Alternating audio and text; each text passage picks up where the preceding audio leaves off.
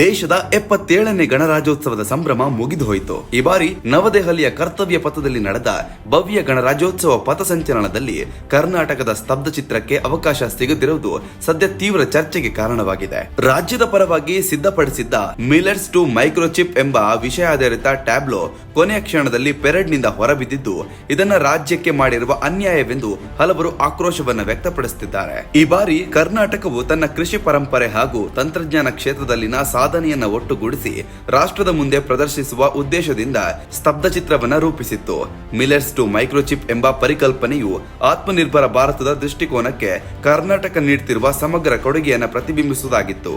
ರಾಗಿ, ಜೋಳ, ನವಣೆ, ಸಜ್ಜೆ ಸೇರಿದಂತೆ ರಾಜ್ಯದ ಸಿರಿಧಾನ್ಯ ಬೆಳೆಗಳ ಮಹತ್ವವನ್ನ ಹಾಗೂ ಮಾಹಿತಿ ತಂತ್ರಜ್ಞಾನ, ಸೆಮಿಕಂಡಕ್ಟರ್, ಮೈಕ್ರೋಚಿಪ್ ಕ್ಷೇತ್ರದಲ್ಲಿನ ಕರ್ನಾಟಕದ ಬೆಳವಣಿಗೆಯನ್ನ ಟ್ಯಾಬ್ಲೋ ಮೂಲಕ ಬಿಂಬಿಸುವ ಸಿದ್ಧತೆ ನಡೆಸಲಾಗಿತ್ತು. ಕೃಷಿ, ಕೈಗಾರಿಕೆ, ನವೀನತೆ ಮತ್ತು ಸಂಸ್ಕೃತಿಯಲ್ಲಿ ಸಮತೋಲನ ಸಾಧಿಸಿ ದೇಶವನ್ನ ಸುಸ್ಥಿರ ಭವಿಷ್ಯದತ್ತ ಕರೆದೊಯ್ಯುತ್ತಿರುವ ರಾಜ್ಯವೆಂದು ಕರ್ನಾಟಕವನ್ನ ಪ್ರದರ್ಶಿಸುವ ಉದ್ದೇಶ ಈ ಟ್ಯಾಬ್ಲೋ ಹೊಂದಿತ್ತು.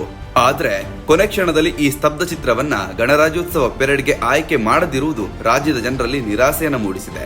ಈ ವಿಚಾರಕ್ಕೆ ಸಂಬಂಧಿಸಿದಂತೆ ಮೈಸೂರು ಬಿಜೆಪಿ ಸಂಸದ ಯದುವೀರ್ ಒಡೆಯರ್ ಪ್ರತಿಕ್ರಿಯಿಸಿ, ಈ ಬಾರಿ ಗಣರಾಜ್ಯೋತ್ಸವ ಪೆರೇಡ್ನಲ್ಲಿ ಕರ್ನಾಟಕದ ಸ್ತಬ್ಧ ಚಿತ್ರ ಭಾಗವಹಿಸುತ್ತಿಲ್ಲ.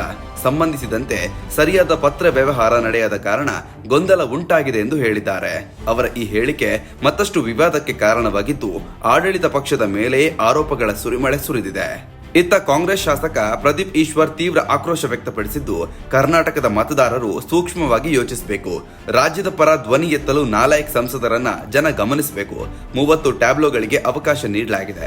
ಅದರಲ್ಲಿ 17 ಟ್ಯಾಬ್ಲೋಗಳು ಕರ್ತವ್ಯ ಪಥದಲ್ಲಿ ಪ್ರದರ್ಶನ ಪಡೆಯುತ್ತದೆ. ಕೇರಳ, ತಮಿಳುನಾಡು, ಪುದುಚೇರಿ ರಾಜ್ಯಗಳ ಟ್ಯಾಬ್ಲೋಗಳಿಗೆ ಅವಕಾಶ ಸಿಕ್ಕಿದೆ.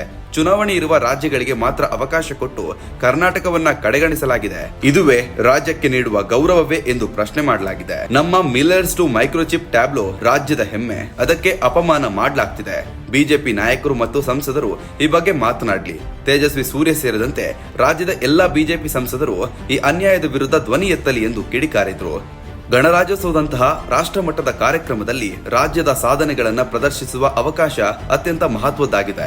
ಇಂತಹ ಸಂದರ್ಭದಲ್ಲಿ ಕರ್ನಾಟಕದ ಸ್ತಬ್ಧ ಚಿತ್ರಕ್ಕೆ ಅವಕಾಶ ಸಿಗದಿರುವುದು ಕೇವಲ ರಾಜಕೀಯ ವಿಚಾರವಲ್ಲ, ರಾಜ್ಯದ ಗೌರವ ಮತ್ತು ಅಸ್ತಿತ್ವದ ಪ್ರಶ್ನೆಯಾಗಿ ಪರಿಣಮಿಸಿದೆ. ಈ ಬೆಳವಣಿಗೆ ಮುಂದಿನ ದಿನಗಳಲ್ಲಿ ರಾಜ್ಯ ಕೇಂದ್ರ ಸಂಬಂಧ ಮತ್ತು ರಾಜಕೀಯ ಚರ್ಚೆಗಳಲ್ಲಿ ಮತ್ತಷ್ಟು ತೀವ್ರತೆ ತರುವ ಸಾಧ್ಯತೆಯೂ ಇದೆ.